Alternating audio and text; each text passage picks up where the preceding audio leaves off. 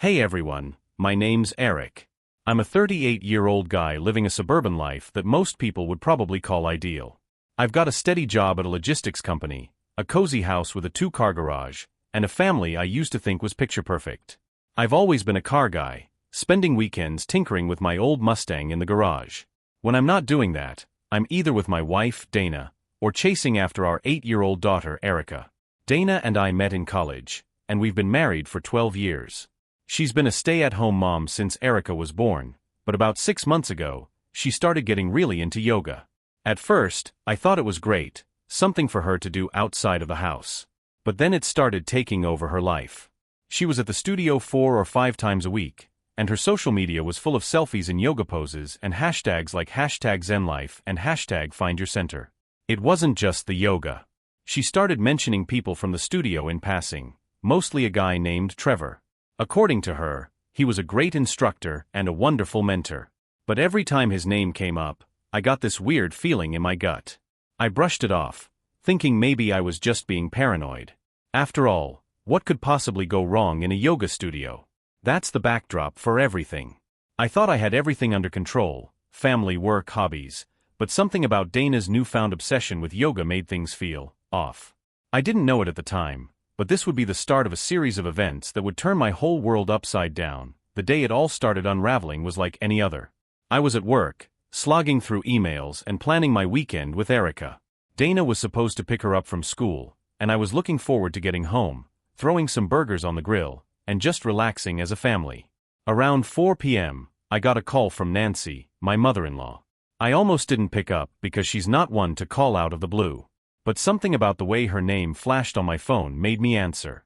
"Eric," she said, her voice shaky. "It's Ronnie, he's had a heart attack." Ronnie's her brother, and while we weren't particularly close, this was serious. "What? Is he okay? Where's Dana?" I asked, already grabbing my keys. "That's the thing," she said. "I've been trying to reach her, but she's not answering. I thought maybe you'd know where she is." A lump formed in my throat. Dana should have been with Erica or at least reachable. I told Nancy I'd try to track her down and call her back. My first thought was that Dana might have left her phone on silent, so I called the school to make sure Erica was picked up. The secretary confirmed Dana had gotten her on time, which was a relief, but now I needed to find out where they were. I called Dana. Once. Twice. Straight to voicemail. At this point, my mind was racing. I decided to head home, figuring she might have gone there after school. But when I pulled into the driveway, the house was empty. No car in the garage, no Erica's backpack tossed by the door like usual. Then it hit me, the yoga studio. I hated that place and everyone there. It wasn't the yoga itself, it was the vibe, the people, the way Dana seemed to light up talking about Trevor or some other yogi who changed her perspective. Against my better judgment, I got back in the car and drove to the studio. The closer I got, the more annoyed I felt. My wife was unreachable during a family emergency, and here I was chasing her down like some jealous husband in a bad sitcom. But deep down, I had a bad feeling about this. When I pulled into the parking lot, her car was there. My hands were shaking as I walked toward the studio door. It was after hours, so the blinds were drawn, but I could hear muffled voices inside. I knocked hard. It took a minute, but someone opened the door. It wasn't Dana. It was Trevor. Can I help you?" he said, looking startled. He was shirtless, a towel draped over his shoulder, and the smell of incense hit me like a wall. "Where's Dana?" I asked, my voice coming out sharper than I intended. He hesitated for a second before stepping aside, revealing Dana standing near the back of the studio. She wasn't in workout clothes, she was wearing jeans and a t-shirt, but her face turned pale when she saw me. "Eric, what are you doing here?" she said, her voice unnervingly calm. "What am I doing here? What are you doing here?" I shot back. "Nancy's been trying to reach you. Ronnie had a heart attack." Her eyes widened, and she quickly grabbed her phone from a table. "Oh my God, I didn't see the calls. I was just helping Trevor clean up after class." It felt like someone punched me in the gut. I wanted to believe her, but something about the way Trevor avoided my eyes and the awkward silence between them screamed otherwise. "Helping clean up?" I said, my voice dripping with disbelief. "With your phone off? What else have you been helping him with?" Dana looked offended. Are you serious right now? Ronnie's in the hospital, and you're accusing me of something. I clenched my fists, trying to stay calm. I'm not accusing you of anything. But you need to get your priorities straight. Let's go. She grabbed her bag without another word, and we left. The whole ride to the hospital was tense and silent. My mind was spinning with 1,000 questions, but I couldn't bring myself to ask any of them. Not yet. When we got to the hospital, Nancy was pacing the waiting room, her face lined with worry. She rushed up to us as soon as she saw Dana. Where were you? I've been calling for hours. Nancy cried. I'm so sorry, Mom, Dana said, wrapping her in a hug. I didn't hear my phone. Is Uncle Ronnie okay? Nancy pulled back, eyeing her suspiciously. He's stable, but it was touch and go for a while. I thought something had happened to you and Erica. Dana nodded, murmuring apologies, but her voice sounded flat, rehearsed. I stayed quiet, watching her, feeling more disconnected from her than I ever had before. We stayed at the hospital for a few hours. Erica was with a neighbor, so at least she was safe. Uncle Ronnie was awake and talking, which gave everyone a sense of relief. But I couldn't shake the unease gnawing at me. On the drive home, I finally broke the silence. Why was your phone off, Dana? I asked, keeping my voice even. She sighed, staring out the window. I told you. I didn't realize it was on silent. I was helping Trevor clean up after class, and I just lost track of time. Helping Trevor, I repeated, the words bitter in my mouth. That's what you're sticking with? Her head snapped toward me. What's that supposed to mean? I gripped the steering wheel tighter, trying not to lose it.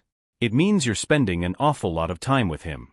It's not just yoga anymore. It's coffee after class, late-night cleanups, private sessions. And your phone is off during a family emergency? Come on, Dana. Do you think I'm an idiot? She crossed her arms, her voice rising. So now I'm not allowed to have friends? Is that it? Because you're insecure, I have to cut off anyone who happens to be male. This isn't about you having friends, I shot back. This is about you being honest. Tell me right now, are you and Trevor just friends? Yes, she snapped. And I can't believe you're even asking me that. I glanced at her briefly, searching her face for something, guilt, regret, anything. But she just looked angry. Defiant. We pulled into the driveway, and I killed the engine. For a moment, neither of us moved. Then she grabbed her bag and got out of the car without another word. I watched her walk into the house, feeling like I was watching a stranger. When I came inside, Erica was on the couch watching a movie. Dana was already upstairs. I sat down next to Erica, forcing a smile. Hey, kiddo. Did you have fun with Mrs. Collins? I asked. Yeah, she said, not looking away from the screen. Mom said she was at yoga. Did you see her there? The question hit me harder than I expected. Yeah, I said quietly. I saw her there. That night, I lay in bed staring at the ceiling while Dana slept beside me. Or at least I thought she was sleeping. Her breathing was shallow, uneven, like she was awake but pretending not to be. I wanted to say something, but the words felt stuck in my throat. The worst part? I didn't even know what I wanted to hear from her. The truth? An apology? A denial that I could cling to? Whatever this was, it felt like the beginning of the end. The next morning, things felt off. Dana was already up when I came downstairs, her hair damp from a shower, a cup of coffee in her hands. She was scrolling through her phone like nothing had happened, like we hadn't just had the most awkward, tension-filled night of our marriage. Morning, I said, grabbing a mug from the cabinet. My voice sounded normal, but it felt like I was walking on glass. Morning, she replied without looking up. I poured my coffee, leaning against the counter, waiting for her to say something. Anything. But she didn't. She just kept scrolling, sipping her coffee like it was any other day. Finally, I couldn't take it anymore. Are we just not going to talk about last night? I asked. She looked up, blinking like she didn't understand the question. What's there to talk about? I already told you nothing's going on with Trevor. Her tone was casual, dismissive, like she was tired of the conversation before it even started. That only made me angrier. You didn't exactly clear things up, I said, keeping my voice low so Erica wouldn't hear from the living room. You were at the studio after hours with him, with your phone off. And you expect me to just take your word for it. Dana sighed, setting her phone down. Eric, I can't control what you want to believe. I told you the truth. If you don't trust me, that's on you. That hit me like a slap. That's on me. I repeated. Dana, trust is earned. And right now, you're not doing a great job earning it. She stood up, grabbing her coffee mug. You're being ridiculous. I'm not having this conversation again. She walked out of the kitchen, leaving me standing there with a knot in my stomach. The day dragged on. I couldn't focus at work, replaying her words in my head, her tone, her body language. Was I reading too much into it? Was I letting my insecurities get the best of me? Or was there really something going on that she wasn't telling me? By the time I got home, I was exhausted. Erica was at a friend's house, so it was just Dana and me. I walked into the kitchen to find her cooking dinner, humming along to a song playing softly on her phone. It was so normal. Smells good, I said, trying to sound casual. Thanks, she said, not looking up. It'll be ready in about 15 minutes. I stood there for a moment, watching her, trying to figure out if I should push her for answers or just let it go. Part of me wanted to believe her, to move past this and pretend everything was fine. But another part of me, the part that couldn't shake the image of her and Trevor at the studio, knew I couldn't let it go. Dana, I said, my voice soft but firm. We need to talk. She paused, her hand hovering over the pot on the stove. Eric, not this again, she said, turning to face me. I don't know what else you want me to say. I want the truth, I said, stepping closer. If there's nothing going on, then why are you being so defensive? Why can't you just tell me where you've been, who you've been with, and why? She crossed her arms, her eyes narrowing. You're making something out of nothing. I've told you 100 times, there's nothing going on with Trevor. But if you're so convinced otherwise, maybe you should take a look at yourself and ask why you're so insecure. Her words stung, but I held my ground. This isn't about me being insecure, Dana. This is about you acting shady and then turning it around on me when I call you out. She rolled her eyes, turning back to the stove. I'm done talking about this, Eric. If you can't trust me, that's your problem, not mine. I wanted to scream, to yell, to demand she tell me the truth. But instead, I just walked out of the kitchen, feeling more defeated than ever. That night, as we ate dinner in silence, I couldn't help but wonder if she was right. Maybe it was my problem. But if that was true, why did I feel like I was the only one trying to fix it? The next few days felt like I was living in a fog. Dana and I barely spoke unless it was about Erica or something mundane like groceries. The tension in the house was thick enough to cut with a knife, but neither of us seemed willing to make the first move. It wasn't until Thursday night that things started unraveling even more. I was sitting in the living room, half watching a football game, when Dana's phone buzzed on the coffee table. She was in the kitchen, and I glanced at the screen out of reflex. A text popped up. Trevor, can we talk? I feel like things are getting too complicated. My stomach dropped. I knew I shouldn't have, but I picked up the phone. The screen lit up, showing a string of texts from him. I scrolled up, my hands shaking. Trevor, I can't stop thinking about what you said yesterday. Dana, we just need to keep this between us for now. Eric doesn't understand. Trevor, I don't like sneaking around. It's too much. I couldn't read any further. My chest felt like it was going to explode. I put the phone back on the table just as Dana walked in, carrying a plate of snacks. Who's texting you? I asked, trying to keep my voice steady. She froze for a split second before setting the plate down. Just someone from yoga, she said, her tone too casual. Why? Trevor. I asked, my voice low. Her head shot up, her eyes wide. Were you looking at my phone? I stood up, my pulse pounding in my ears. Don't turn this on me. I saw his name, Dana. And I saw the texts. Her face turned pale, and for a moment, I thought she was going to come clean. But then she straightened up, crossing her arms. You had no right to look at my phone, she snapped. No right. I shouted, unable to hold it in anymore. You're sneaking around with another man, lying to me, and I have no right? Are you hearing yourself? It's not what you think, she yelled back, her voice shaking.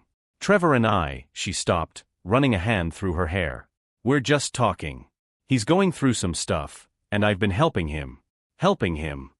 I repeated, laughing bitterly. That's your excuse? Because from where I'm standing, it looks a hell of a lot like you're cheating on me. I'm not cheating, she shouted, her face flushing with anger. God, Eric, why do you always jump to the worst conclusions? Because you've given me every reason to. I yelled back. Your phone's always off, you're spending all your time with him, and now I see texts about sneaking around? How am I supposed to believe you? She opened her mouth to say something, then closed it again, like she couldn't find the words. Finally, she grabbed her phone off the table and stormed upstairs. I stood there, staring after her, my hands clenched into fists. I felt like I was about to explode. I wanted to follow her, to demand answers, but I knew it would just lead to more yelling and more excuses. Instead, I grabbed my jacket and walked out the door. I didn't even know where I was going. I just needed to get out of that house, away from her lies and the suffocating weight of everything I couldn't say.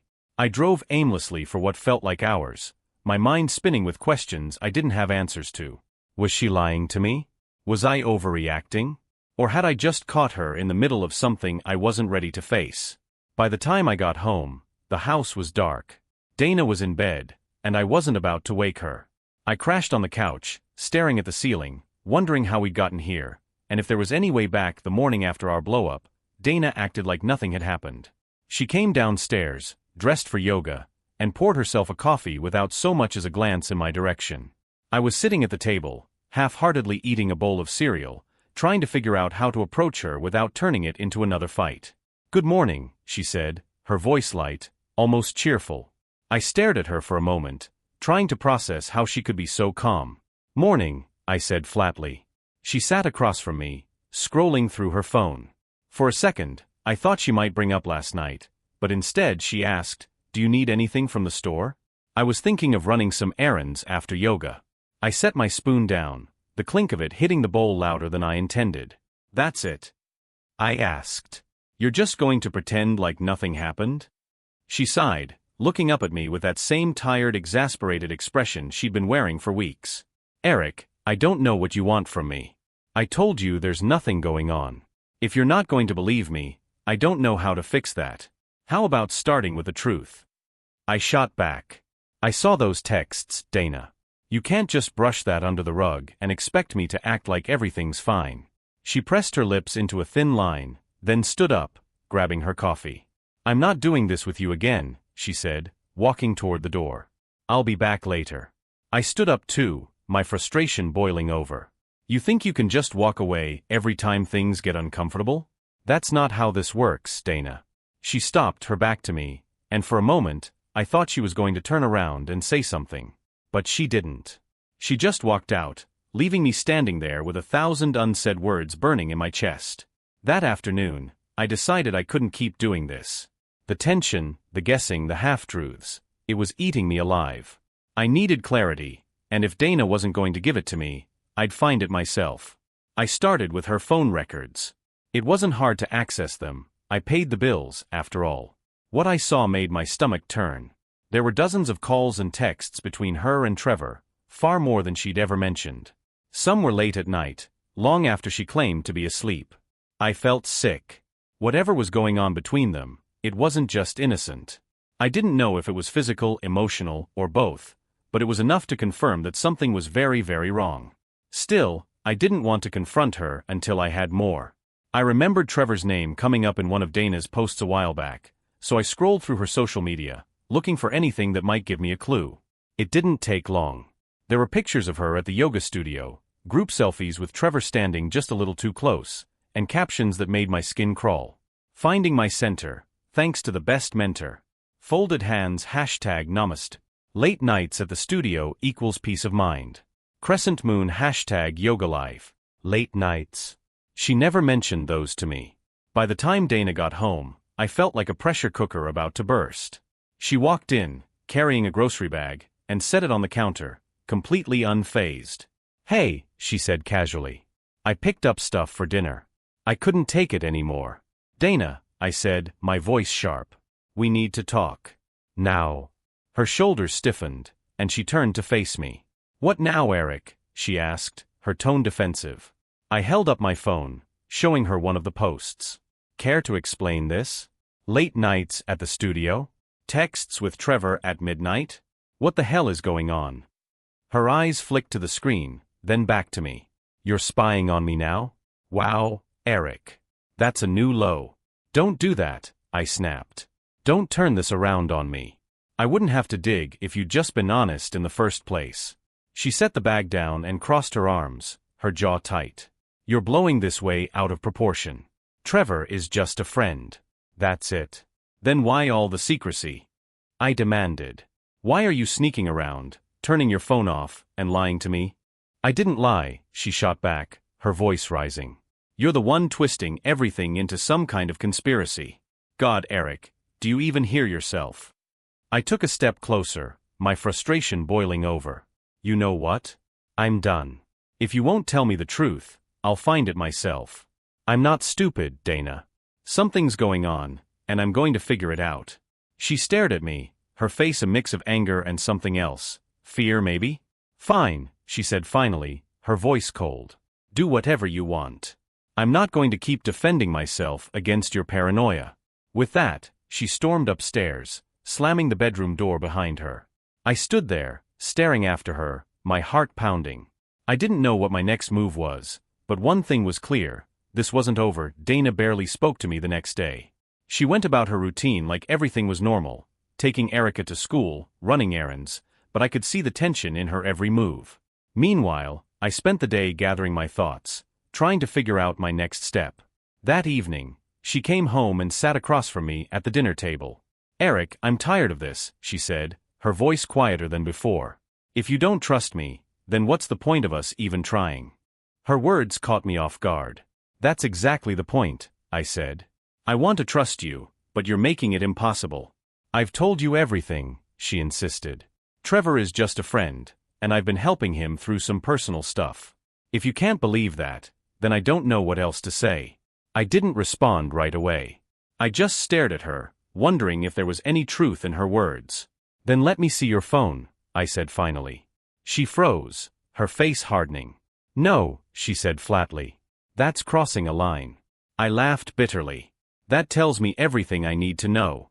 She pushed her chair back and walked away, leaving me sitting there with a knot in my stomach. If she wouldn't prove her innocence, then I had to face the fact that my worst fears might be true.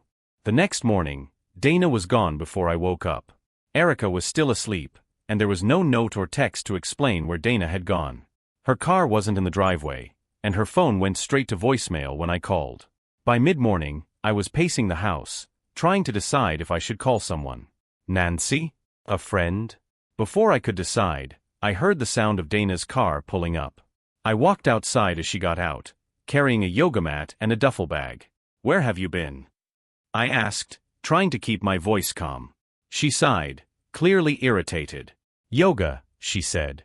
I needed to clear my head. Full 4 hours. I asked, folding my arms. I stayed after to talk with Trevor about everything going on, she said, avoiding my gaze. My stomach dropped. You talked to Trevor? About us? Don't start, she snapped. I needed advice from someone neutral. Neutral. I said, my voice rising. You think the guy I'm worried about is neutral? Are you even hearing yourself?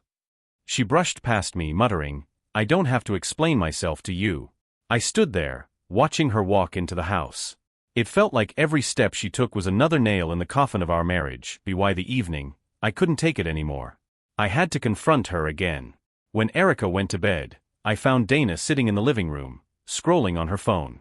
We need to talk, I said, standing in the doorway. She didn't look up. Eric, I'm exhausted. Can this wait?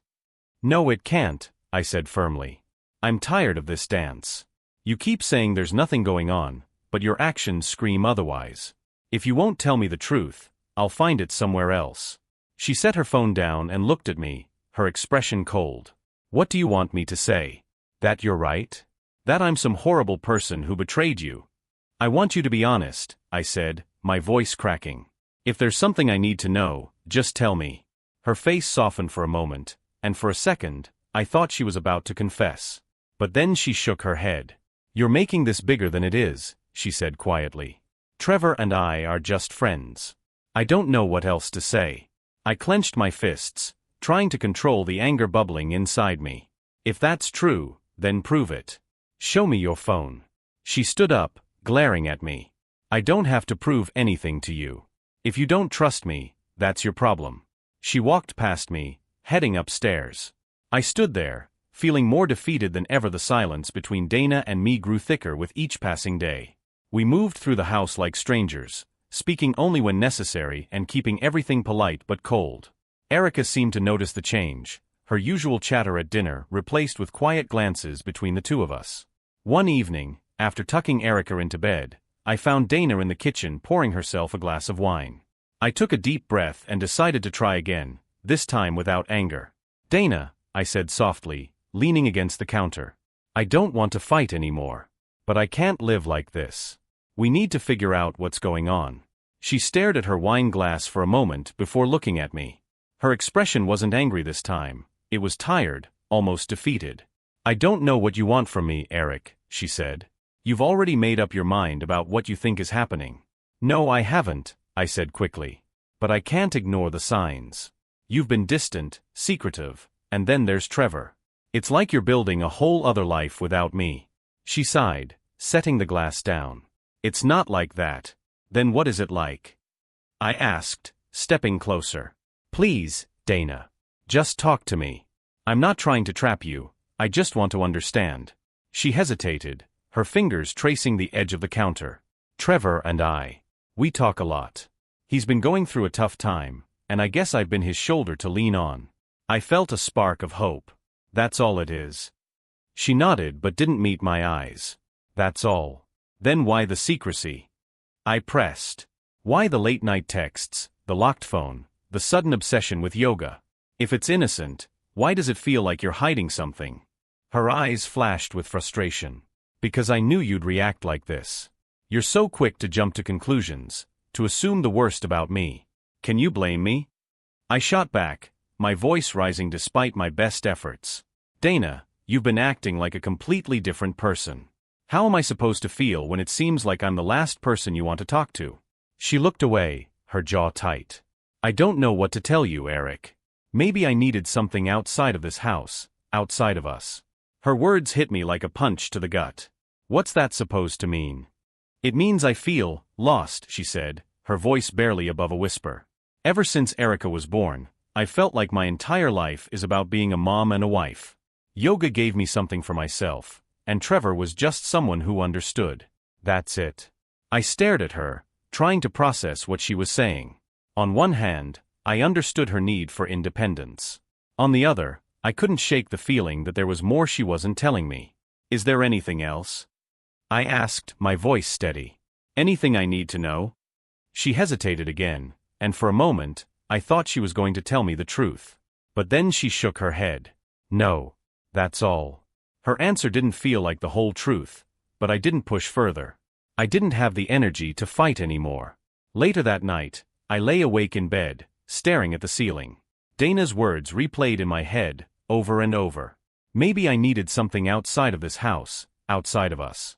What did that even mean? Was she saying I wasn't enough? That our family wasn't enough? The thought made my chest ache. I turned my head to look at her, sleeping peacefully beside me. For the first time, I wondered if I even knew her anymore. The next day, I decided I couldn't keep sitting in the dark. If Dana wasn't going to give me answers, I'd find them myself. I called in sick to work and drove to the yoga studio. The parking lot was mostly empty when I arrived, but Trevor's car was there. I sat in my car for a while, debating what to do.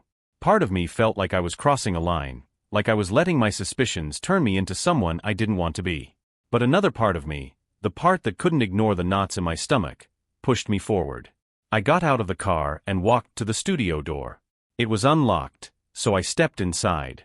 The smell of incense was overwhelming, and the soft sound of meditation music played in the background. "Hello." I called out, my voice echoing in the empty space. Trevor appeared from a back room, his expression shifting from surprise to guarded. "Eric. Didn't expect to see you here." "I bet you didn't," I said, crossing my arms. "Is Dana here?" "No," he said quickly. Too quickly.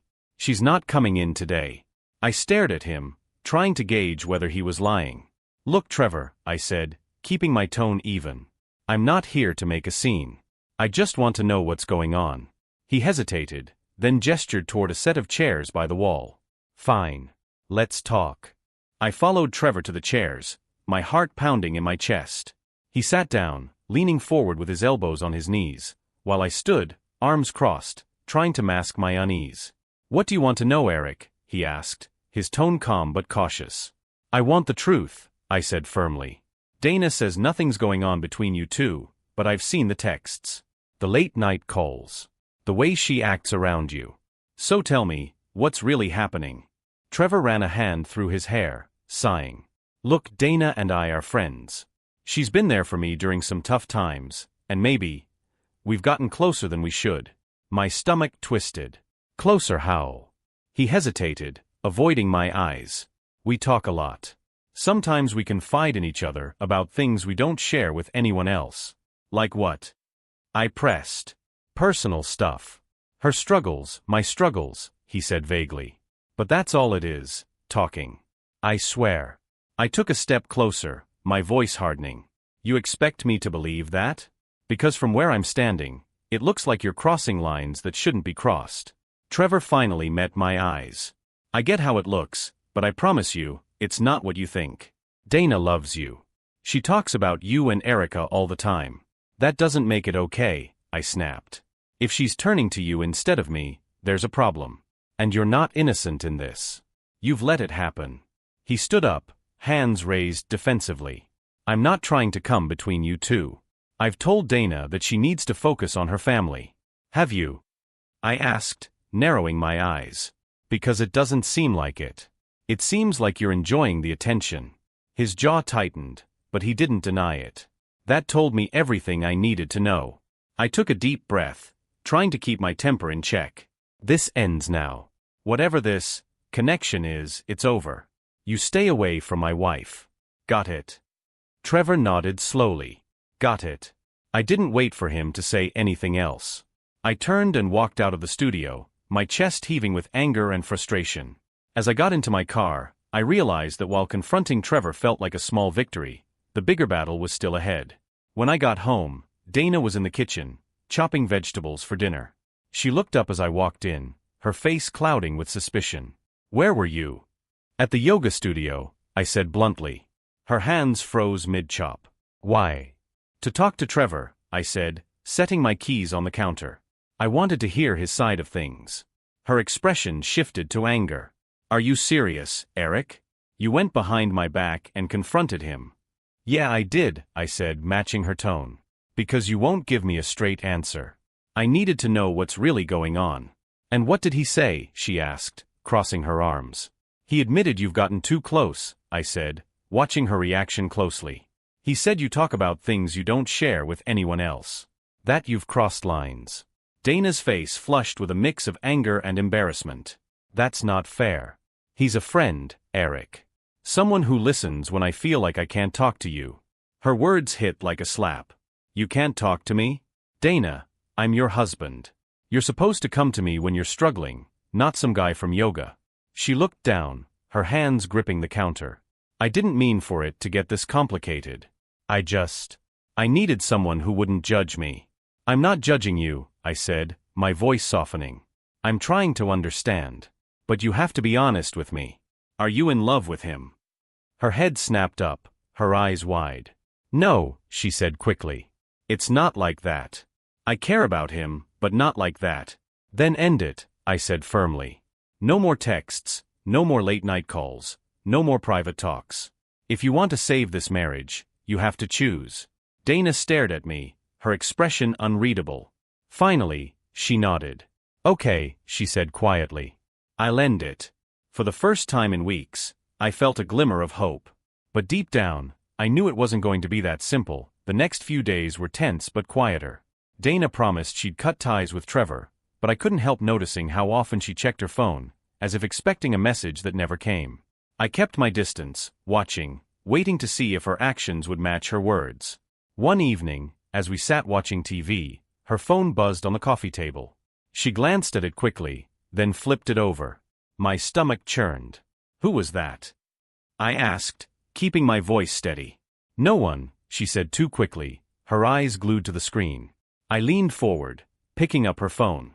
She didn't stop me. "The message was from Trevor. I miss talking to you." "Are you sure about this?" I looked at her, holding the phone up. Care to explain? She paled, her shoulders sagging. I didn't respond, she whispered. I told him it was over. But he still feels comfortable texting you, I said sharply. Why? She didn't answer. Instead, she stood and walked out of the room, leaving me sitting there with the confirmation I'd been dreading. Cutting Trevor off wasn't going to be as easy, or as honest, as she claimed the next morning. I decided I couldn't stay silent anymore. I found Dana in the kitchen, sipping her coffee, her phone lying face down on the counter. She glanced at me but didn't say anything. I took a deep breath. Dana, I started, my voice calm but firm. If you're serious about ending things with Trevor, then you need to block him. No more messages, no more excuses. She set her cup down, frowning. Eric, I told you, I already ended it. What more do you want? I want proof, I said, meeting her eyes. Show me you've blocked him. Show me you're choosing us over him. Her jaw tightened. You don't trust me at all, do you? Not when you're still getting texts from him, I said. Trust has to be earned, Dana.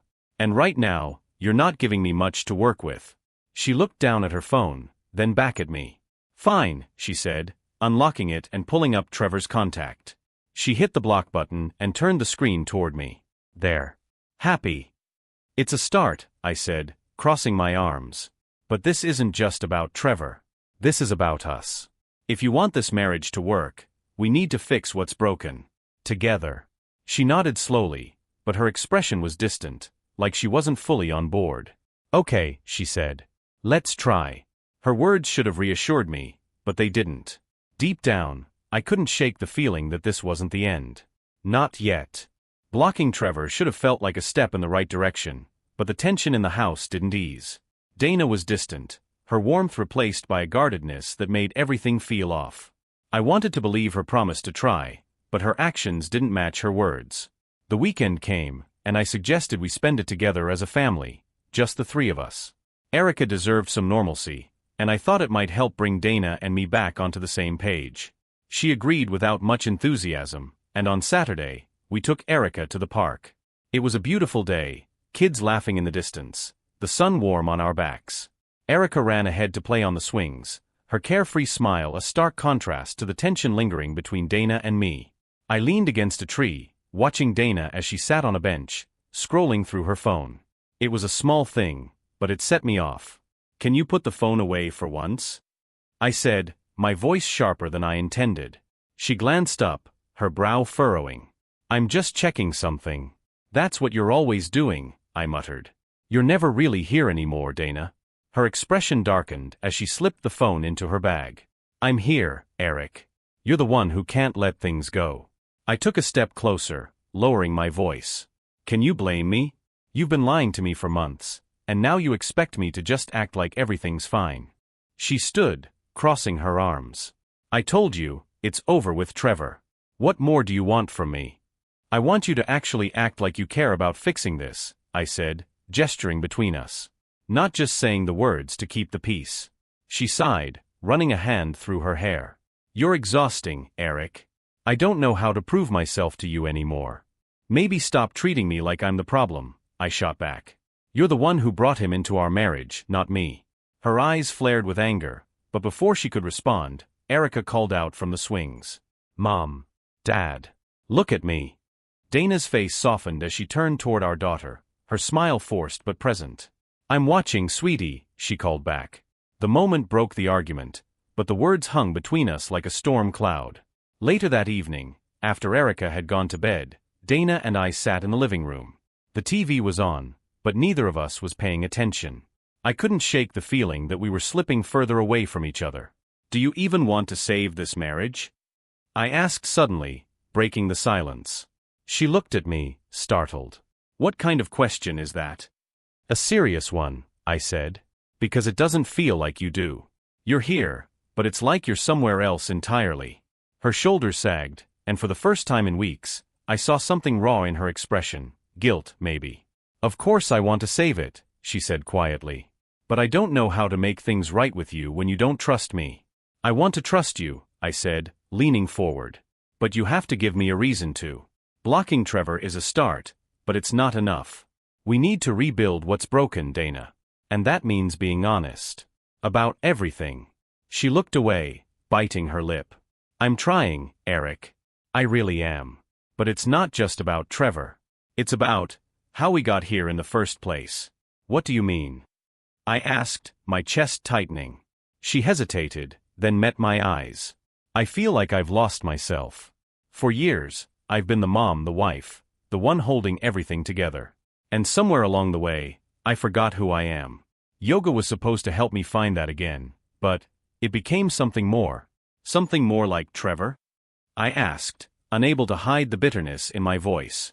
She shook her head quickly. No, not like that. I mean something for me. Something separate from you and Erica. And yes, I let Trevor get too close, but it wasn't because I wanted to hurt you. I just needed someone who saw me. Her words stung, but I forced myself to stay calm. I see you, Dana. I've always seen you. But you've been so busy shutting me out that I can't reach you anymore. Tears filled her eyes, and for a moment, I thought she might finally let me in. But then she blinked them away, straightening her shoulders. I don't know how to fix this, Eric, she said softly.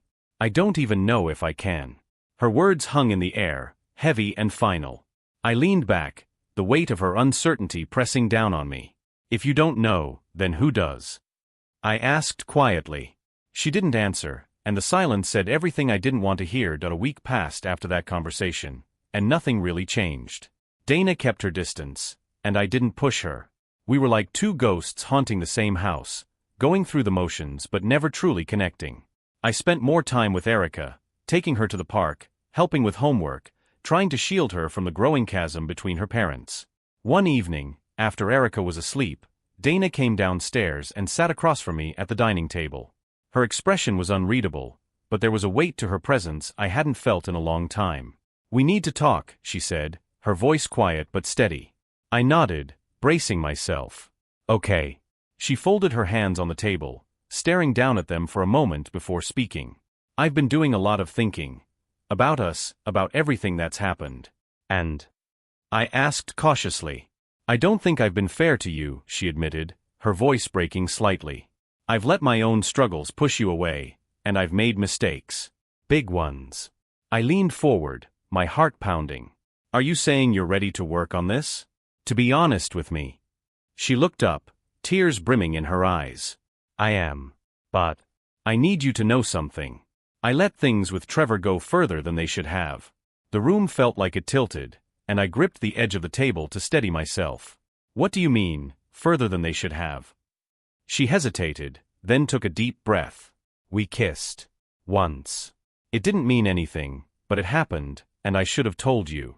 A mix of anger, hurt, and relief flooded through me. Relief that it hadn't gone further, but anger that she'd kept this from me for so long. Why didn't you tell me before? I asked, my voice trembling. Because I was scared, she said, tears streaming down her face now. I thought if I ignored it, if I cut him off, it would all just go away. But I see now that it didn't. It only made things worse. I sat back, trying to process her words. So it was just a kiss? Nothing else. She nodded. That's all. And I ended it. I haven't spoken to him since. Part of me wanted to believe her, to hold on to the hope that we could still salvage what was left. But another part of me, the part that had spent weeks feeling betrayed, wasn't sure if I could ever truly forgive her. I don't know if I can move past this, I admitted, my voice low.